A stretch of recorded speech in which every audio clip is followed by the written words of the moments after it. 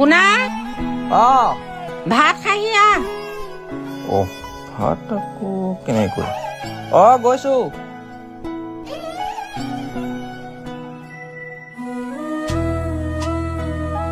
মা তুমি এইবোৰ কেনেকৈ যোগাৰ কৰিলা? তই এইবিলাক চিন্তা কৰিব নালাগে, আমি মা দেউতাই মৰি যোৱা নাই নহয়। কোৱাচোন মা, এয়া চাউল ক'ৰ পৰা আনিলা?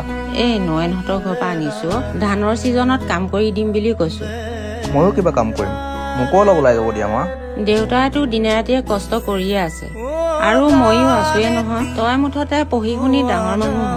কিন্তু মা, মই আৰু তোমালোকৰ এই কষ্টবোৰ চাই থাকিব নোৱাৰো। তই অলপ ধৈৰ্য ধৰিব লাগিব শুনাই। আচলতে দুখীয়া ঘৰত জন্ম লোৱাটোৱে পাপ নেকি বাৰু মা? নহয়, তোৰ ভুল হৈছে। দুখীয়া হৈ জন্ম লোৱাটো একো পাপ, কিন্তু দুখীয়া হৈ মৃত্যু হোৱাটো এটা পাপ।